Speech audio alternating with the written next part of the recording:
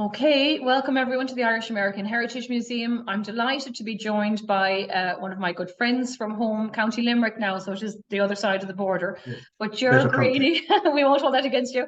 Ger Greaney is a historian, a folklorist, and a genealogist who works a lot on local history between the Kerry, Limerick, Cork area, but also focuses on folklore, fairy lore, and also the treatment of children in Irish society down through the years. But tonight we have him on to discuss May Eve practices. Those of you might know, we talk a lot about the solstice in June or Halloween on the 31st of October, but actually May the 1st is a very powerful day in traditional Irish, particularly rural life. It is associated with the fairies, with other kind of potential for bad luck. And so on May Eve, which is April 30th, there are a lot of different practices, traditions and superstitions that people in the countryside would traditionally do to protect themselves at this time. So Ger is going to talk us around the history of that and some of the practices. So we're delighted to have you, Ger. Thank you. Thank you. Thanks for listening. This is kind of almost dying a little bit at home in some areas. Like, we knew it in Listowel, for instance. My neighbour, Mary John B, the wife of John B. Keane, was a really big believer in May Eve, and like she would bless the pub, and she was from a small village outside Listowel called Knocknagoshel. But a lot of people would not mark it at all now, the May Eve, but it's important that these traditions are kept alive. Yeah, there was a huge movement in the 1930s and 1940s by the church in general to kind of ban what they call piseogry. So the term piseog is an old Irish word for fairy, because I suppose obviously it was worship of a different god in some ways, and they weren't happy with the particularly, as you said, the local people in the rural and the west of Ireland having ideas that there was something other than the one Catholic God, should I say. So they kind of made it out that this was the thoughts and the words of lesser intelligent people. So I'm sure when you were growing up and going to school, people who believed in fairies were kind of looked down on as a country bumpkin style people, lesser intelligence. You know what I mean? And that was the phrase, and has been for years. And because of that, as you said, with every generation, we've lost a little bit and a little bit. Yeah. But it is a huge part of Irish history, and at the end of the day, whether they exist or whether they don't, at the end of this conversation, we'll see whether you believe or not. But it's like a comedian once said that he was Catholic-ish when he was asked the question what his religion was, and he said, "Well, I've had children; they've all been baptized, they've all had their Holy Communion, they've all had their confirmation. So, I mean, if there is a God, we have the paperwork." Yeah. So, and it's a bit like that with the fairies. I mean, if you take 10 Irish people, including yourself, stand them against the fairy fort that we'll talk about in a minute, and give them an axe and say, go in there and cut down a tree, I would be very surprised if any one of the 10 would do it.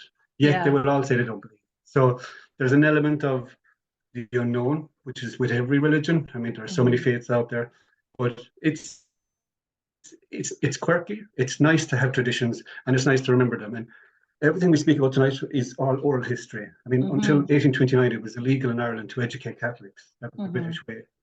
Keep them dumb and keep them in the dark.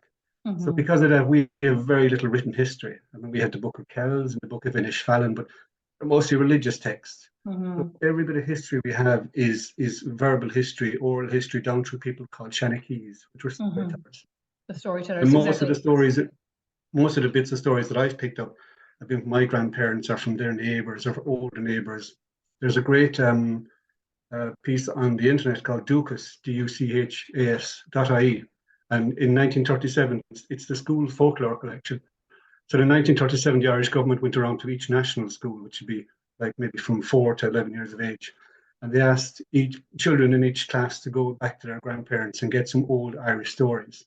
And they were all written in lovely copperplate handwriting in copybooks. And all those copybooks now from every school, including Listowel and every other school in Ireland, are now free online. So it's good to look at it. It's duchas.ie. Yeah, we have shared that actually sometimes, because they, as you see, and it's lovely to see them with the handwriting and stuff, Now I'm just going to get your slides up.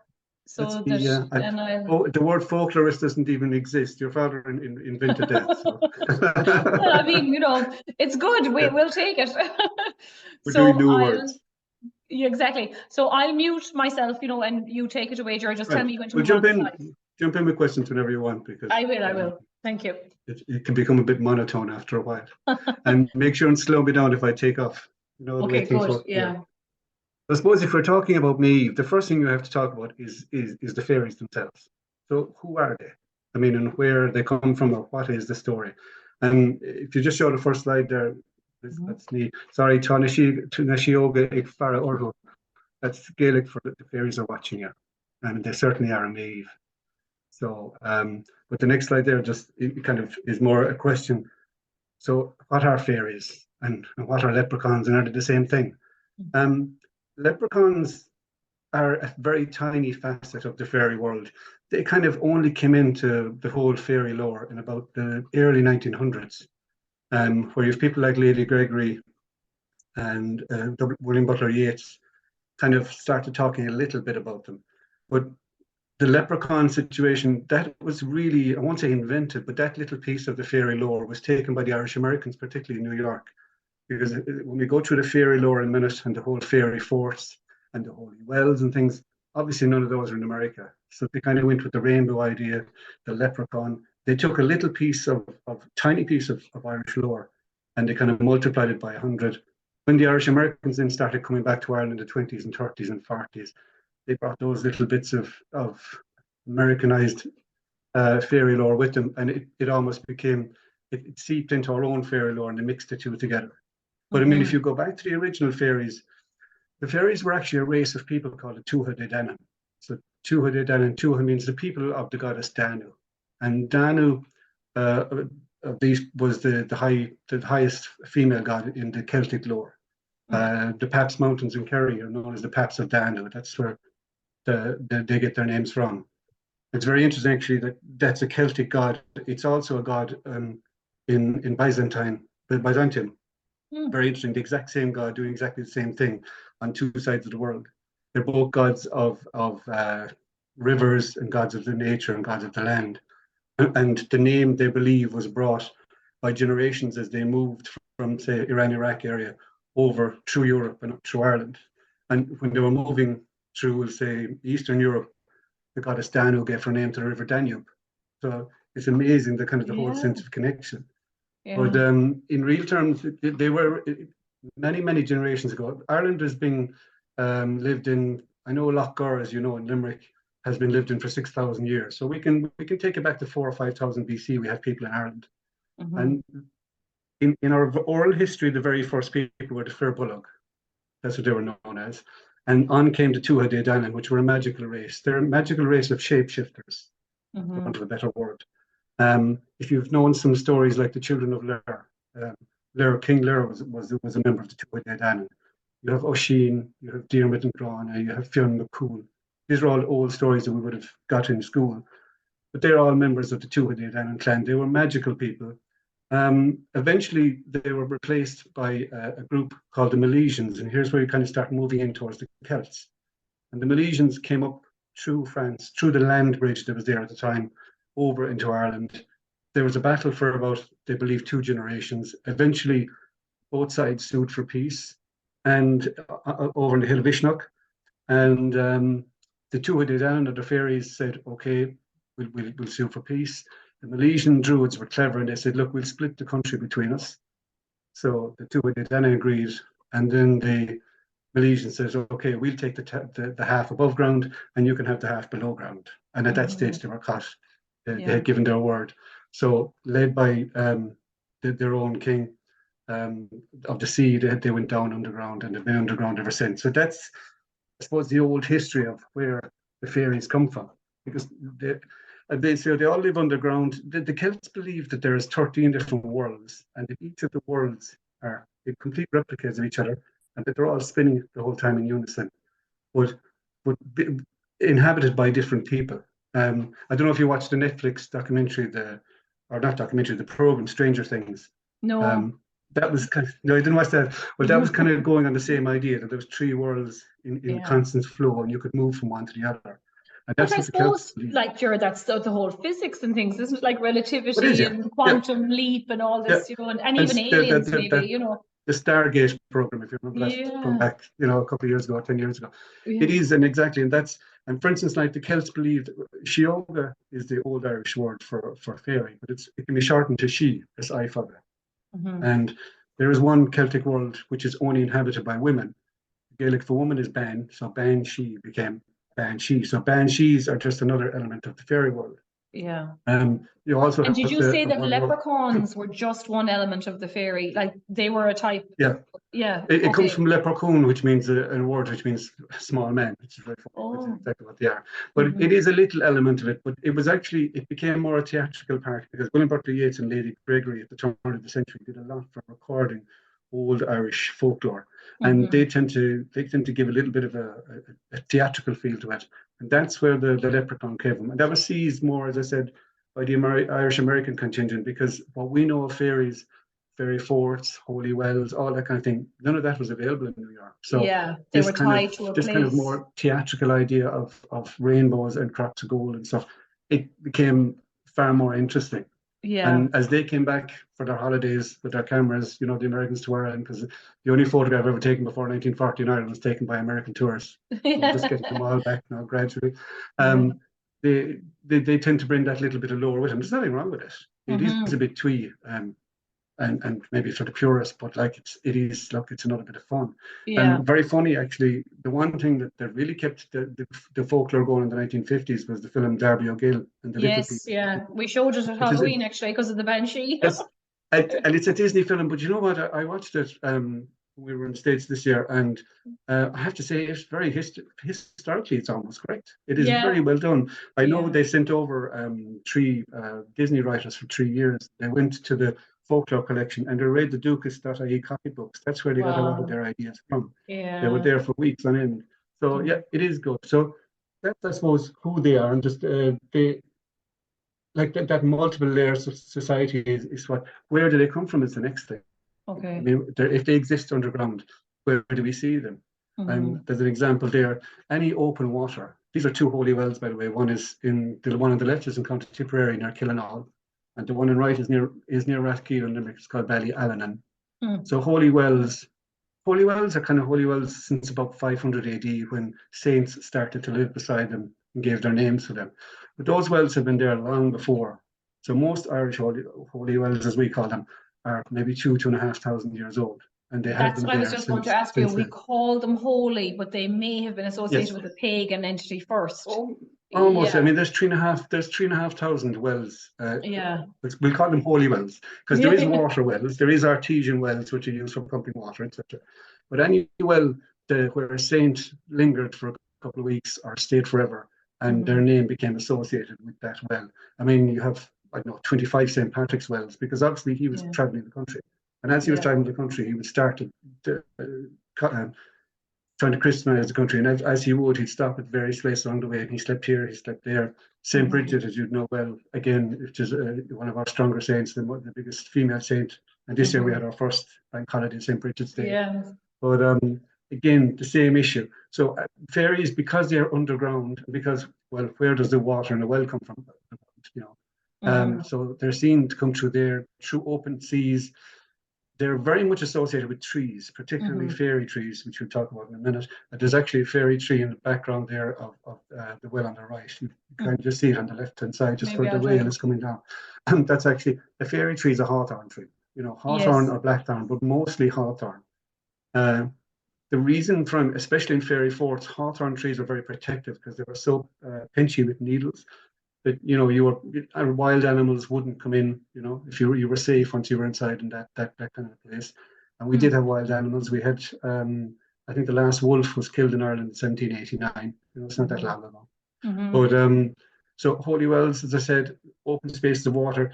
They're hugely connected with protecting nature. And the idea of a fairy tree is simple.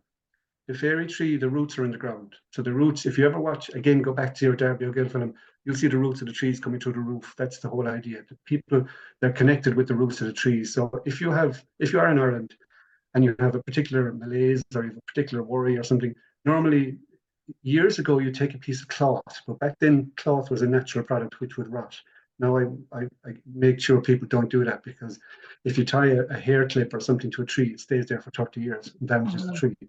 Nowadays, I encourage people to just take a piece of tissue, you literally hold it in your hand, and you take whatever worry or whatever thought or whatever illness is with you, rub it into the piece of cloth or piece of tissue, and you literally just wrap it around a little branch in the tree. And the idea is that the tree then accepts the worry, accepts the disease, and the people at the root of the tree will look after you. I probably sound lunatic at this stage, but that's No, the but theory. there's You know, examples of that all over. Like, St. Bridget's one is very yes, popular, and yeah. yes, Mhm. yeah.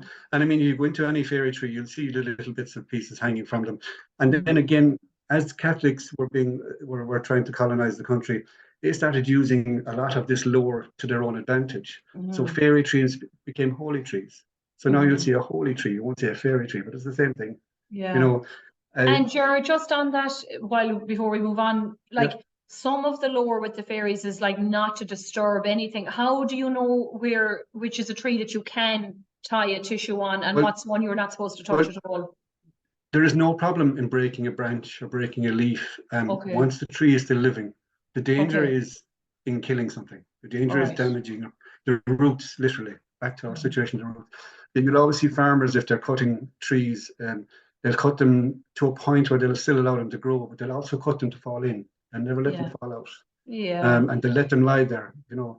It's, again, we say people don't believe in fairy trees. If you go to any farm and you see a Yeah. fairy fort, you'll see that it probably has an electric fence around it because the farmer's afraid the animals will stray We'll in go there and do in. damage. Mhm. And that's still there. Yeah. Unfortunately, the fairy forts are being lost. We had 62,000 fairy forts in 1901. We're down to 32,000 now, which is a big loss in Wow. 100 years. Yeah. There is a fine. They are protected. There's a fine of €20,000, about $20,000, if you bulldoze a fairy fort. Remember, these forts are 3, 4, 5,000 years old. But Mhm. unfortunately, the land that they're on is probably worth the same value. So Yeah. sometimes the risk is worth it. That on the right is an example of a fairy tree. It's a bit blurred, apologies.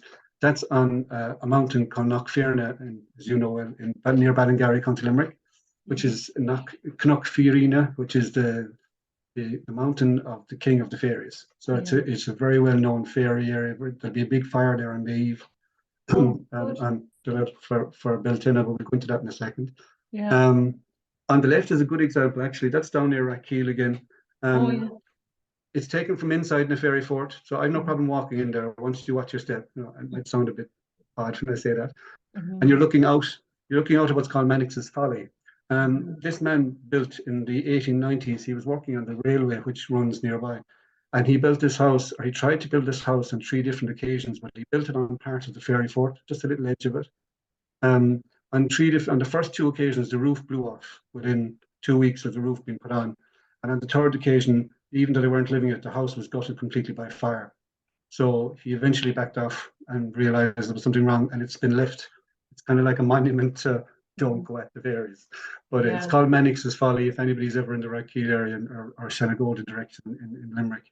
But just another example of, is it true, isn't it true? Better leave it Yeah. alone. Yeah. Um, but like this is a picture of a fairy fort from overhead. So you can see I left the houses on the right hand side. They're modern bungalows just to give you Mhm. a kind of an idea of size. Mm. So that's an earthenware ring where the trees are, and they're all hawthorn trees and the circle. And you can see where the farmer for years has actually just gone around it, and that's the way it should be. Yeah. Yeah. There is forts in Ireland, like non-fairy forts, for want of a better word. These would be forts that would have been used as residences 3, 4, 5,000 years ago. It's very hard to tell the difference unless you're from the locality. Mhm. Uh, for a lot of forts that were lived in are double walled, and you'll Yes. find fairy forts are generally single walled. When I say walled, that's a mound of earth. Mhm. With a lot of lived in forts, you will see a well inside in the middle of them. If you ever go through Newcastle West, St. Bridget's Well is in the middle of a fort. It's not a fairy fort. Mhm. Whitethorn tree, especially this time of the year, I know you were home recently, you'll see a lot of the white flowers on the ditches. If you see them, they don't travel too far in Ireland. So if you see them kind of on a good stretch of road, you know there's a fairy fort, maybe a field or two away. There's a little known ways of doing that. Yeah. But again, areas that you wouldn't, a lot of, I'm not necessarily, I wouldn't rush into walking into them. I was at a Yeah. fairy fort with some tourists recently, and they wanted to take a photograph inside in it. And I said, no problem, I'll take the photo from outside. Um, Yeah. Because there's little trinkets. There's a thing called a tavote, which is a sod supposedly in the middle of every fort. That if you stand on it, no matter how many times you walk forward and backwards, you'll always come back to the same sod. Yeah. There's little queer ideas like that. Yeah. But Like as I I've said, known people who said they got stuck in, it took them ages that's to come out of them, and that's these the people theory. You weren't see, drunk, yeah, yeah. yeah, there is, but Yeah. there is. It's a specific spot supposedly. If you stand it, no matter how many times you try and find your way out, you'll go back to the same place. You find a lot of these ideas turn up in sci-fi films, and you kind of wonder where they came from. And some of Yeah. them are like genuinely done research by it. So that's the Hmm. who, and I suppose the where. I mean, we did the wells and the fairy forts. The fairy trees are often called rag trees for that very reason. But I would again, if anybody is putting anything on a fairy tree, please don't put man-made fibers on it because they do Yeah. damage the trees, and it is sad. And when, as you said, our talk today is a lot about Eve. Hmm. The Celts, as we know, had four main seasons, the same as ourselves, and very much aligned with our calendar, or our calendar is aligned with theirs, shall we say.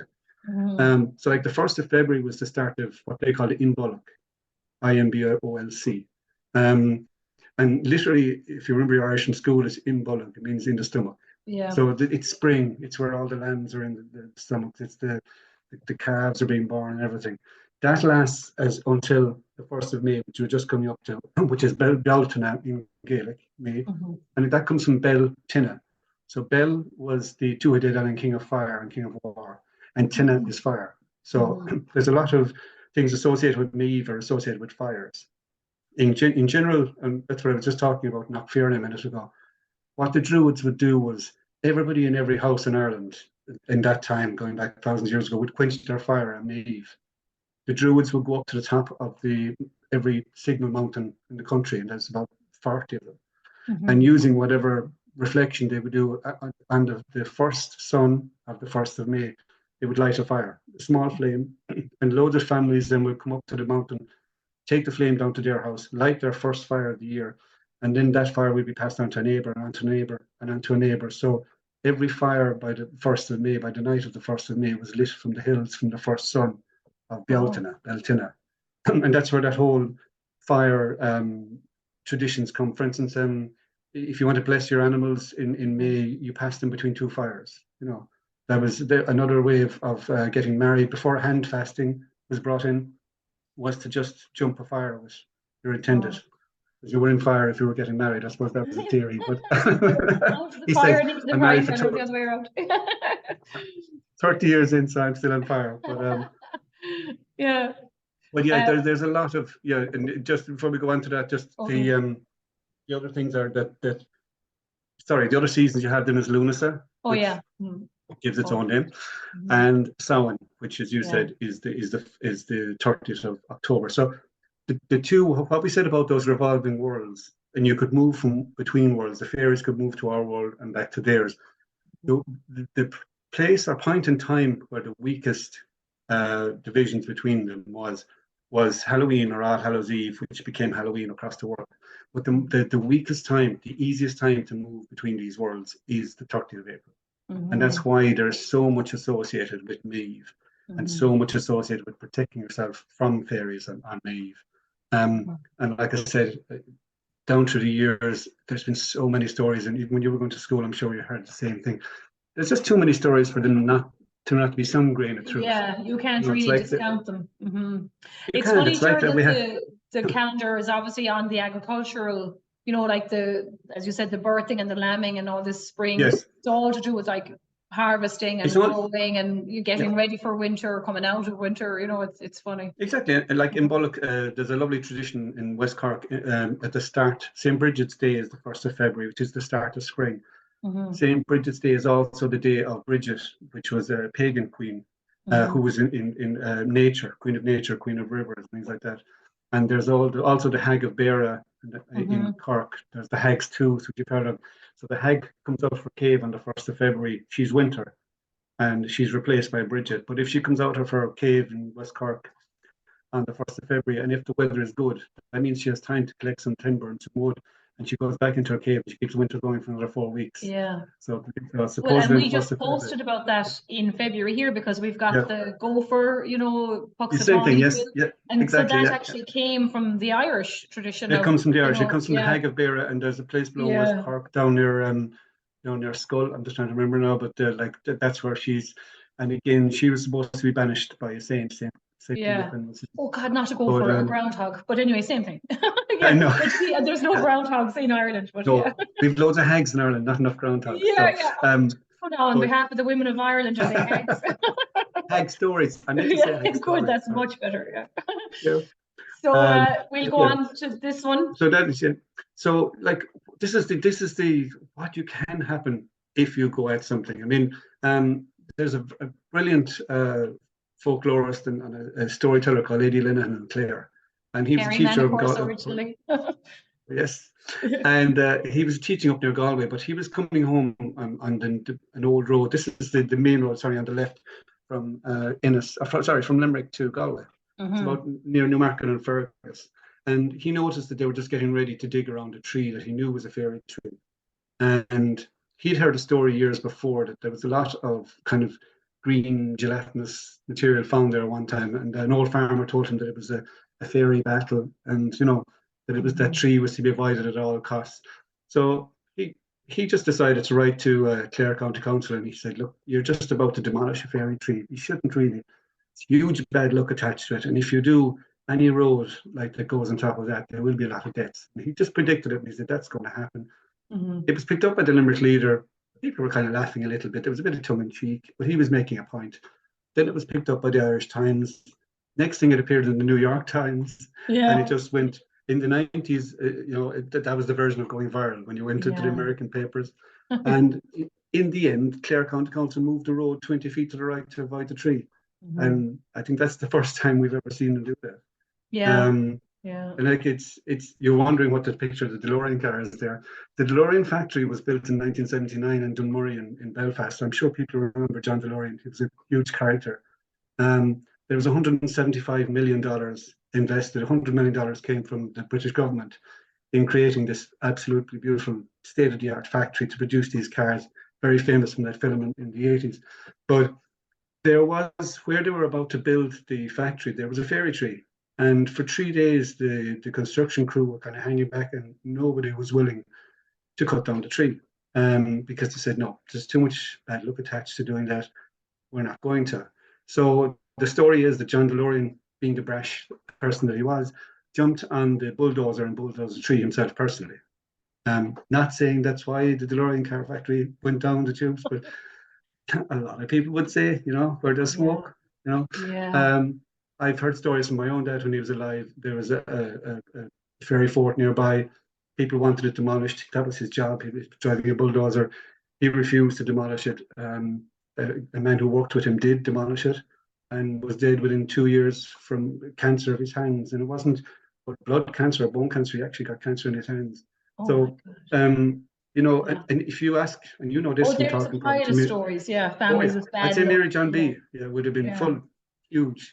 Everybody in Ireland will know some story of somebody who got some bad luck from doing it. There's outside of Bealtaine, County Limerick, there was a farmer who had extremely bad luck. His grandfather bulldozed Ferry Fort, and the family had had such bad luck for 2 generations that he actually reconstructed the fort slightly and put a little grave stone in the middle of it for the unbaptized children. We'll go that another day later on.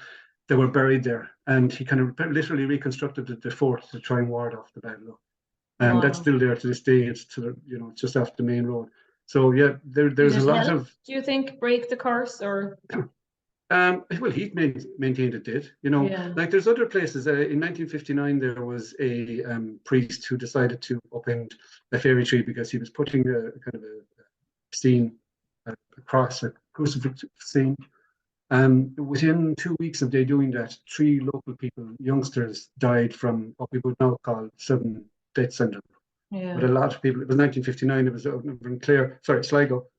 A lot of people kind of blamed the fact that he went at the tree and should have left it alone. So we go back to that very start. There's too much stories, too many anomalies. We have a place down And in that Clare, kind of which is thing, very Ger, famous. gives it power anyway. Like even if maybe the tree isn't powerful, but the whole kind of mind over matter thing. Oh, the You know, mind over like matter, if enough yeah. people believe it, it is And powerful. that's the Like, fun.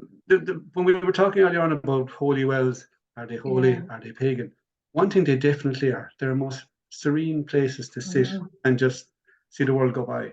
I mean, in your area alone, there's two lovely St. Pat's Well outside Listowel on the way to Ballybunion, or probably one of the nicest of all is in Kilflynn, St. Flynn's Well, which is about a half a mile into a wooded glade before you get into it.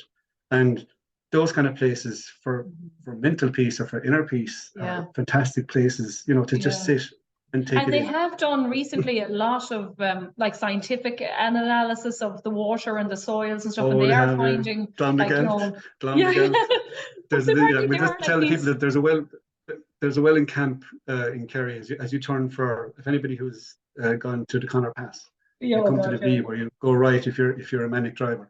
yeah. That's a place called Camp, and just about 2 miles on, there's a place called Clon McGelt, which in Irish means the Glen of Madness.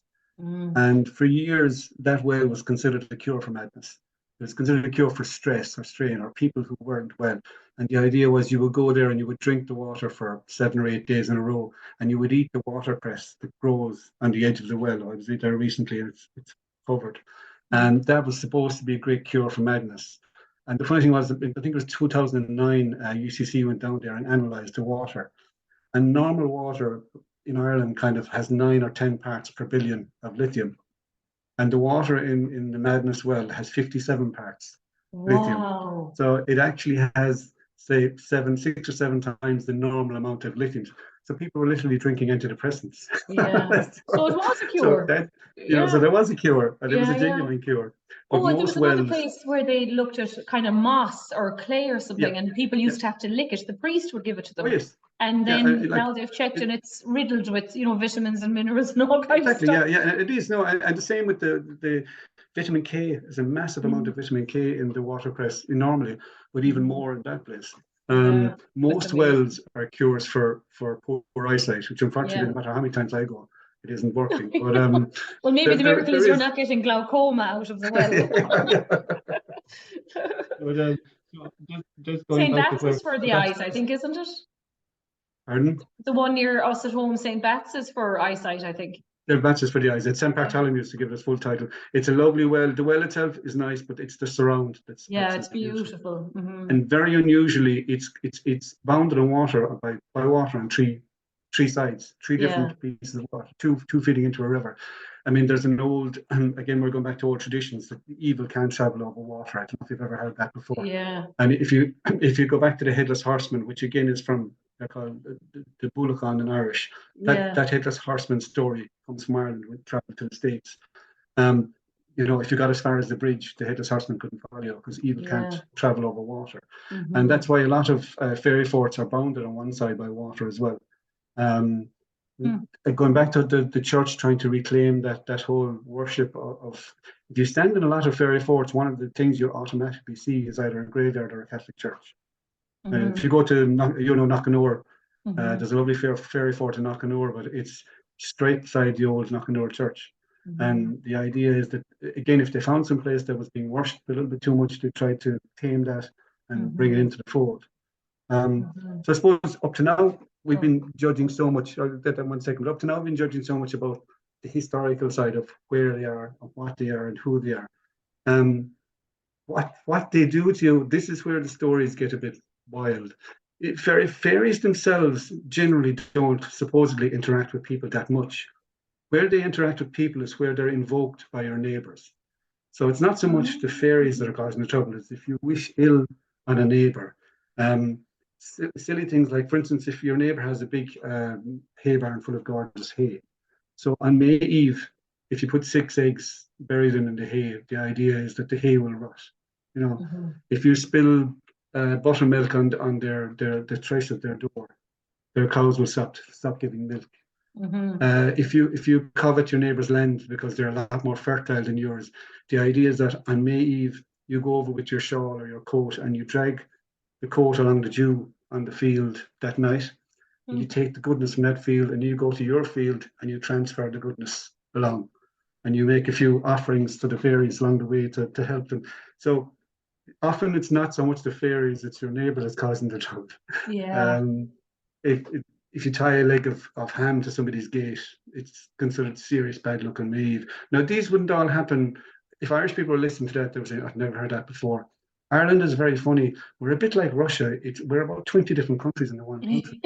And every little area has their own little pocket. We have our own forms of Gaelic. I mean, an Irish speaker in Kerry doesn't speak the same Irish as an Irish speaker in Donegal. Yeah. But similarly, we don't have the same customs and the same.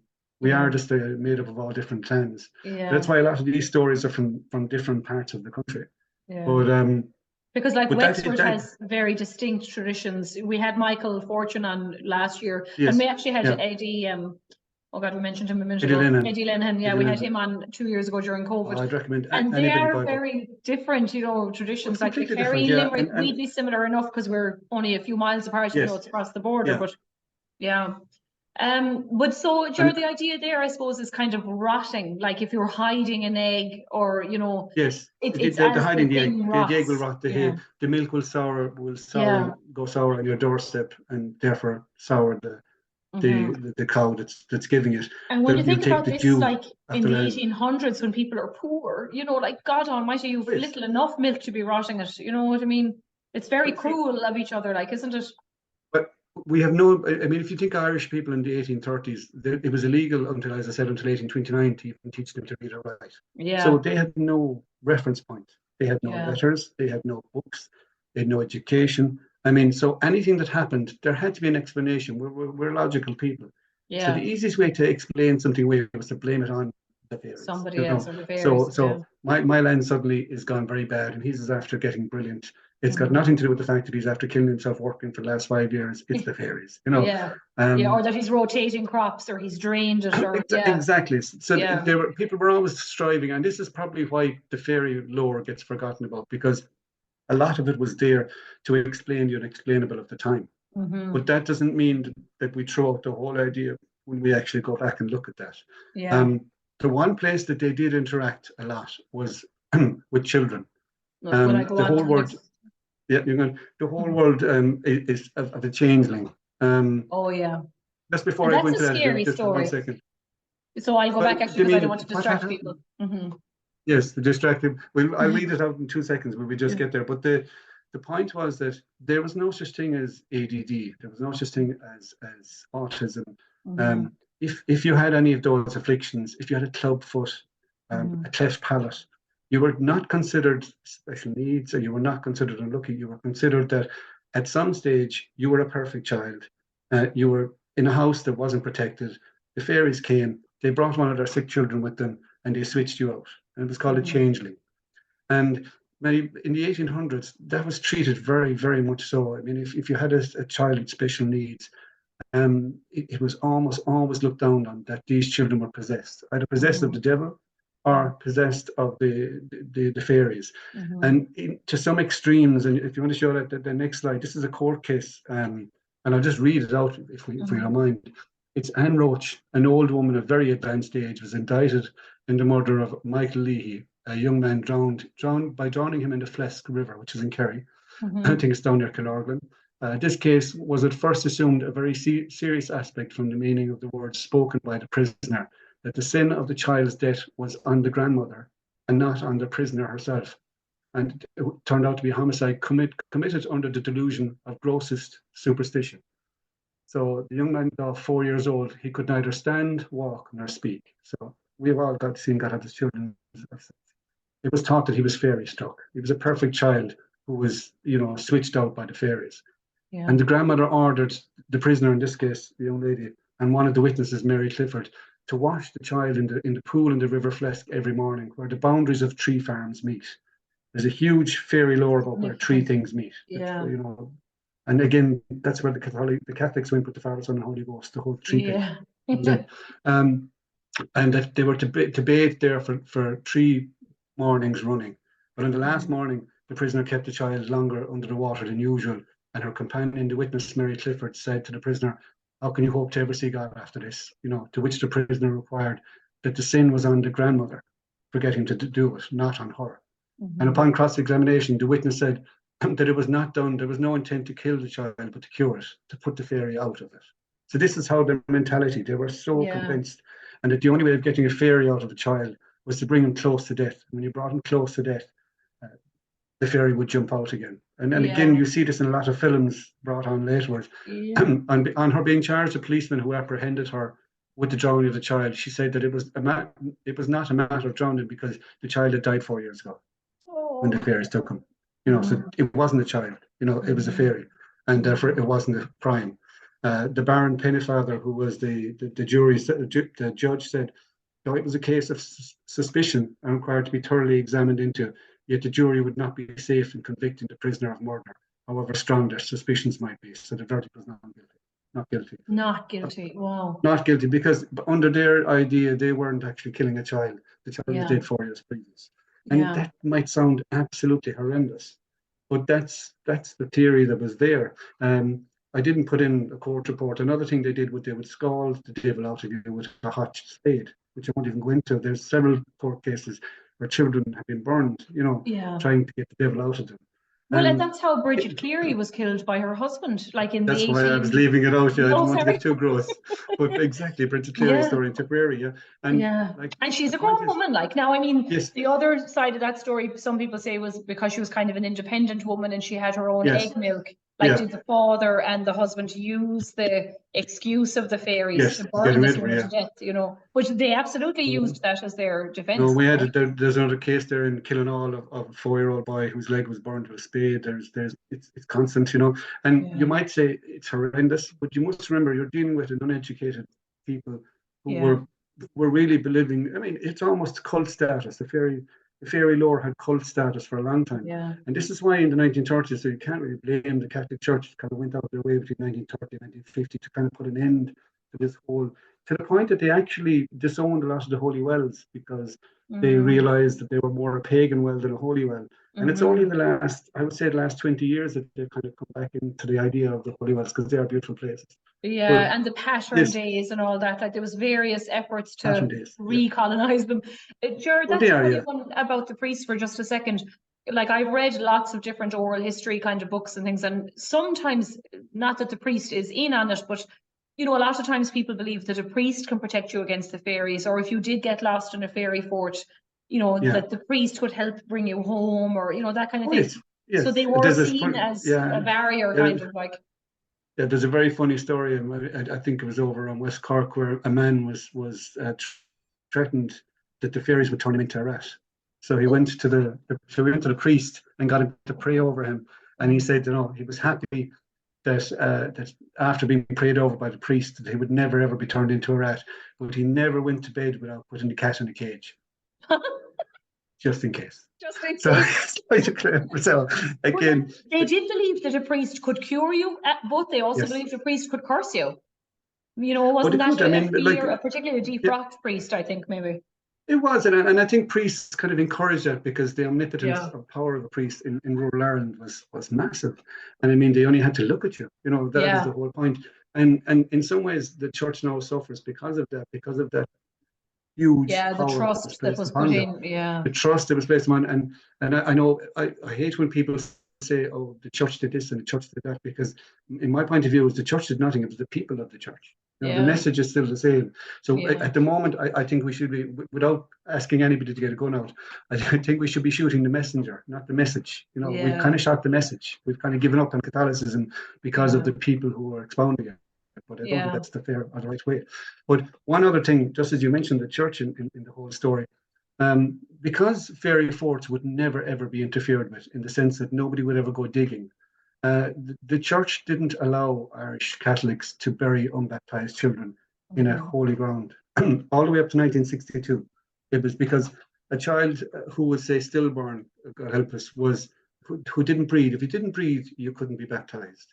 So you were born with original sin. You died with original sin. You were a sinner. You couldn't go into holy ground. And that was that way until 1962. And in 1962, we had Vatican II, and they brought out the idea of limbo, where that child could sit in limbo for a while you said enough prayers to move him on up the ladder. But like as late as Sneem, as you know, beautiful Sneem in West Kerry, there in 1942, I know of names of the people people who actually buried their child with their grandparents. Was this is what Irish people would do late at night. They would steal into the graveyard, bury the stillborn infant with the grandparents at 11 o'clock at night when there was no priest involved. But the priest actually came on the following morning and got him to dig the child back out and take him away. Oh, No, not to be there. That was 1944. So we're not, it's not that long ago. no. As late, graveyards for unbaptized children, or killeens, as we call them, Yeah. they popped up all over the place, but they would generally be in kind of a place that was a religious spot many, many years ago, but now forgotten about. The church didn't mind it. It was like an old church. But I mean, I still know of a Killeen in Belfast where children were still being put in 1972. Jeez. And that particular Killeen is on the Crumlin Road near the jail. And they kind of excavated a small part of it. But they believe there's up to 10,000 infants in it, over maybe 400 years. Hundreds of years, Yeah, yeah. so, yeah, And I mean, technically, where would they put, sorry. the suicides? Like, because wasn't that the same, that you couldn't be buried in holy ground? Well, what the story was that the Catholic Church wouldn't allow you to bury a murderer in holy ground. So a suicide was where you murdered yourself. It's the same thing. Yeah. So they consider suicide as murdering yourself. Or did they just go outside the walls? No, of the Killeens, graveyard? they would have been in Killeens as well. And some Killeens were actually on the ditch of the graveyard, I mean, you had other things. Until the early 1900s, a woman had to be churched. Yeah. You probably wouldn't remember the phrase, and literally, I think that went on as a woman, you carried. too as well. Nana was churched. It's still going on. I'll tell you in a second. But the idea was you carried original sin for 9 months. Yeah. So when you got rid of original sin, you weren't clean enough to go into the church. So you had to stand at the back door of the church and be blessed by the priest before he'd allow you into the christening of your own child. But if you actually, there's a small little churching prayer still inside in the christening currently, even the current Catholic christening. But it's not couched as a churching blessing. It's blessing the mother, but you know what they're doing. It's the same thing. Yeah. I mean, they're still kind of notifying it. So it is. To be honest, I thought it was because she was clearly, after having sex. That used to piss me off. Like, how come the man doesn't have to be churched? Because he was. No, in it's it because as well. you carried the sin. Yeah, you carried the sin for 9 months, and that sin had to be cleansed before you could move on. So again, if a mother died in childbirth, she was probably a goner. Didn't get the last rites in time, she went to the Killeen as well. And there's a terrible. It's not the norm, but I have come across stories where if children cause the death of the mother, in childbirth, that in one or two, this happened a lot in Fermanagh, that they would actually bury those children upside down, face down, so that hurry them on the way to hell. So that was. No, that's not a norm, but I have come across. It's very unfortunate. Maybe it's a bit tough. The interesting thing about this, there are instances of that in other cultures too. Like kind of in indigenous culture and Ibo tribe and stuff. People were afraid of twins. In Iceland. Yeah, in Iceland up to 1600, if you had a deformed child, or say if you had too many girls because they all wanted boys, up to the 1600s, it was illegal in Iceland to take them out and leave them on the hill to die in the cold.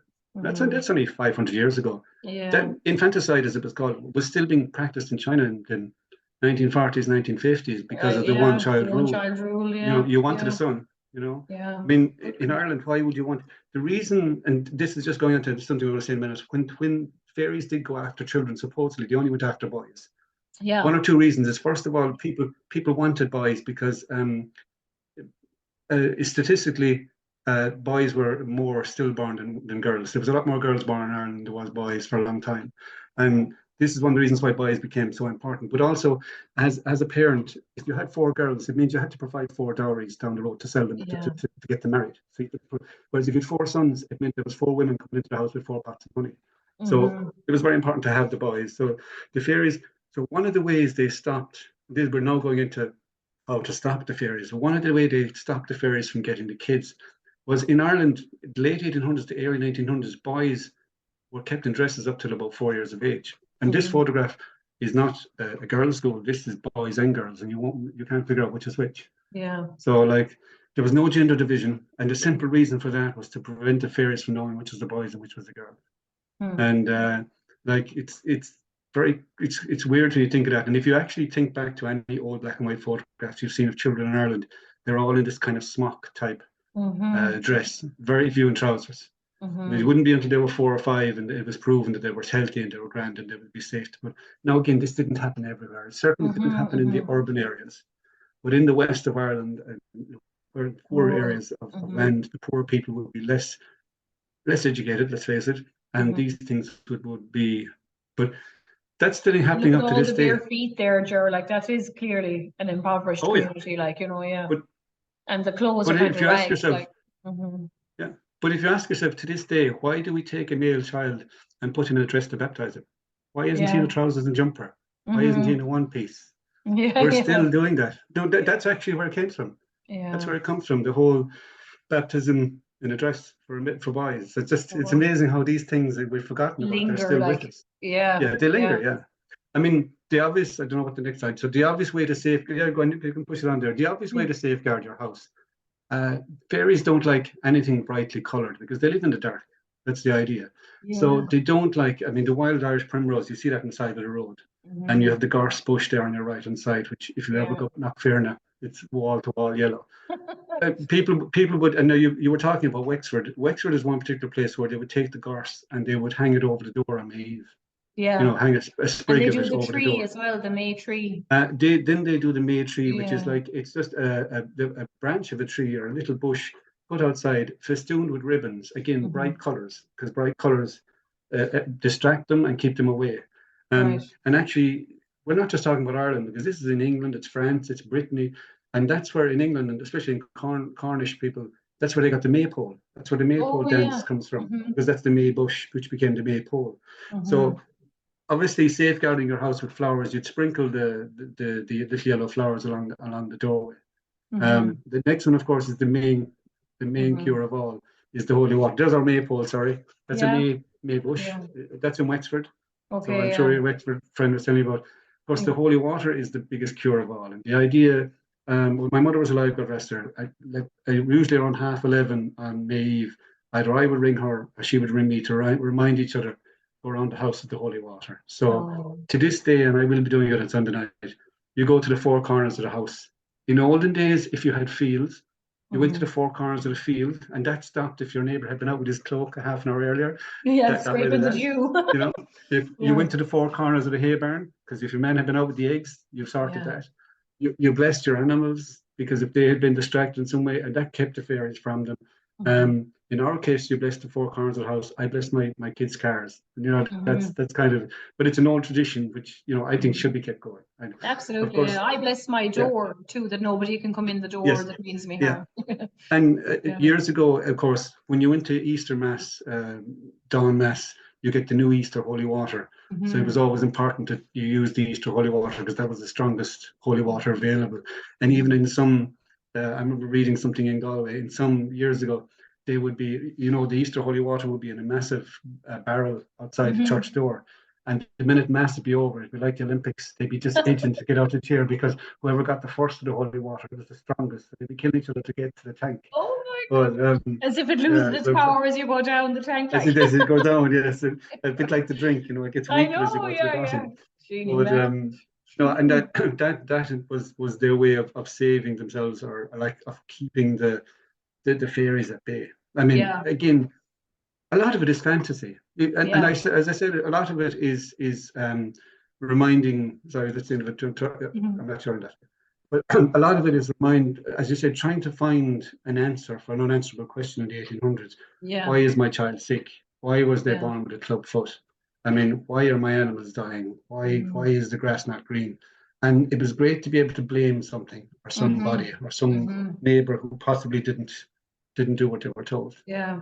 And you know, I had never thought about until you mentioned it, particularly given ADHD, because obviously, you know, like maybe if you have a cancer or something, it doesn't show up in a newborn immediately, you know. But people today talking about, like, you know, my child was perfect. Now sometimes they attribute it to like a vaccine, but, you know, all of a sudden at 2, now my child is autistic. And it is one of these maybe developmental things, like, you know, it has been thoroughly debunked. I'm just going to say it. The vaccine thing has been debunked. And that doctor was struck off. He's no longer allowed to practice medicine.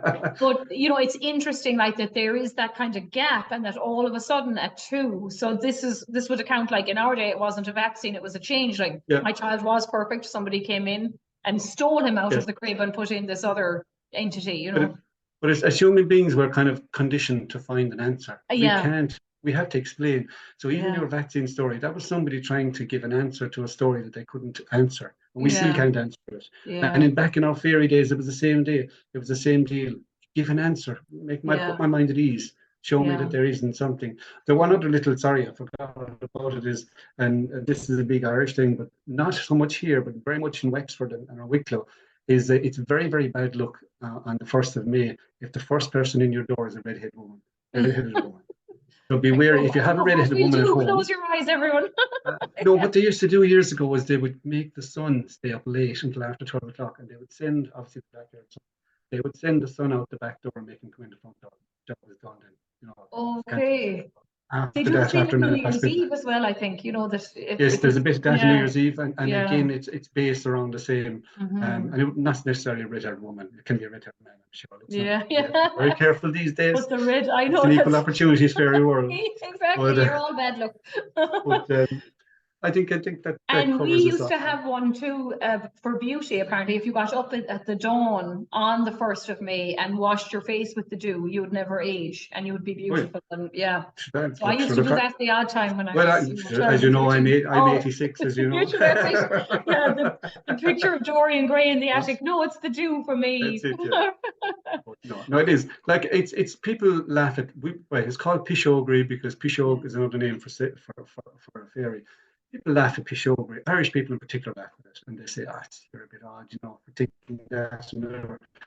But I go back to my story. If you stood 10 people in a fairy fort with a hatchet and said, chop down that tree, Yeah. I'd find it very hard to find somebody who would, Oh, yeah. because we all say, yeah, it is all rubbish. But in case, let's leave it alone. Yeah. So that's what we always Well, say. if you believe that there is more out there than just yourself, who's to say what the other Oh, yeah. is, so yeah. Every culture has it. The Yeah. indigenous American Indians had their own theories. The Irish Yeah. spread most through Europe. The Norwegian, the Icelandic Yeah. traditions are very like the Irish. But Yeah. every culture has their own little ideas. Version And kind of, what yeah. harm is it? It's color. And I mean, Yeah. if people do come to Ireland, I would always suggest definitely go to a few holy wells. Whether you're religious or not, it doesn't matter. I mean, Hmm. these are lovely pieces of safety and pieces of calm, places of Hmm. calm, should I say. Fairy Hmm. forts are different because fairy forts are all privately owned. There is none in Hmm. public ownership. So Hmm. it's very hard to go to one. We'll Hmm. always find one, but we're not supposed You'll to be. find it. But, Can you remember, Ger, what's the name of that? I think it might be outside Limerick, uh, maybe around Roscrea. There's an old abbey in kind of marshy ground. Myself and my mother and my father went, I'd say about yeah, 10 years ago, maybe. It might even be earlier than 10 years. I yeah. might have been living in America yet. And there's a sign on the gate forbidding women from going in that if they entered the grounds, they'd be barren. And at the time, I Yeah. was young enough to think like maybe I will have kids someday, so I didn't go in, And But there is I can't there remember where is it is. huge, Yeah. yeah. But there is huge, and I mean there is places that holy wells, for instance, are, if you see a fish in a holy well, it's a known cure, you'll be cured, and that's the old Yeah. phrase. Don't ask me why.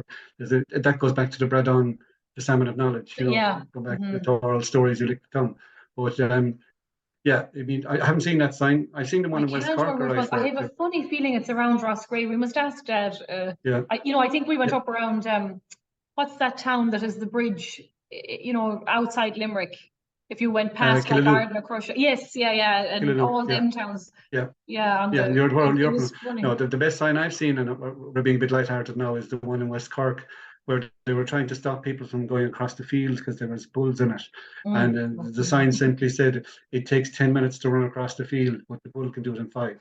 Yeah, exactly. So I like Yeah, those yeah. Irish You signs. better be Usain But Bolt. Well, this thing was yeah, like chiseled into the stone. It was from the oh yeah, 1600s or the 1700s. It was, and so like matter of factly written, women will be made oh barren if yeah, you come here. Like it was, I accepted it and and turned around a lot of anyway. the yeah, a lot of the holy wells, it isn't just about eating. Well, in that the madness one was eating the vegetation, but about just taking the water. A lot of Yeah. wells, including your own St. Pat's and the well in St. Gubnet's over in Ballyvorney, a lot of them Mhm. have a stone where you take a small stone and you just make the sign of the cross. But that sign has been made for over 1,000 years. That now there's a solid rock which has a groove indented in just from people making the sign of the cross. So there's a lot of physicality of those places. Like I said, they're 2,500 years old. And they're kind of forgotten about. They're lovely. They're little, just tucked away in corners of the world where nobody goes to. And there is a power in that 2,000 years of tradition, like is powerful, even if there is no magic, No, but you haven't said that. There is plenty of documented cures from wells.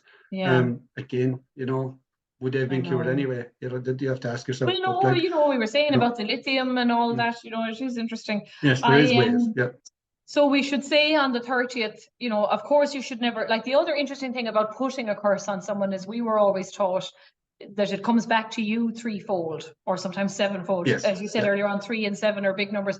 So of course you should never wish ill on your neighbor. No. But you can protect it by blessing, Yes. Or by the old saying is when you point a finger at somebody, you're pointing the tree back at yourself. It's the same theory. If you wish somebody bad, it will bounce back at you. The world will get back to you.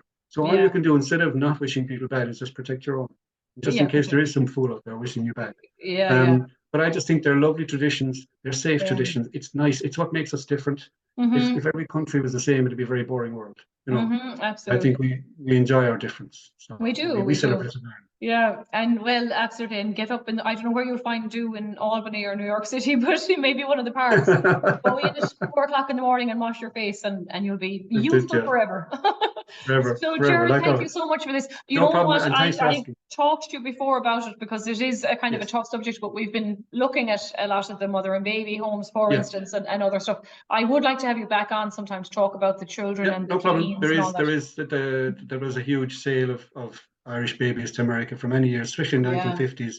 There's quite a lot of money made. So now we're getting to the edge of it. Absolutely. Well, and God, I don't know, will we ever get to the end of it really? That report was kind of a whitewash in a way, but otherwise, that was you mean the Shamrock Abbey report. But Shamrock Abbey was only the tip of the iceberg. I think they looked at there was a lot of non-religious. There's not a lot of non-religious places doing exactly the same thing. And a lot of them are stopped. We put up at the start of the slides your email and stuff. Was there? Ger is a genealogist at home in Ireland. He's down in the Limerick Kerry border area. We have to mention Kerry, of course. But technically it's Limerick. But so if people want to follow up with you, Ger, they can. Your email is there at the start of the slide. I'm on Facebook as well. And I'm still on Facebook as my kids tell me, like, Facebook is Instagram for the over 50s. I know, but sure, that's you are welcome. I know.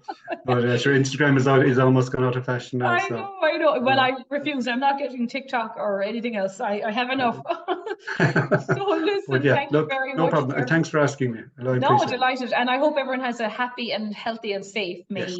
And just remember, just because you don't believe in fairies doesn't mean they're not there. Correct. I was going to say it doesn't mean they don't believe in you, but it's even better. Exactly. Okay, well, thanks very much. Thanks very much. And take care. Stay safe, everyone, and Eve. Bye-bye.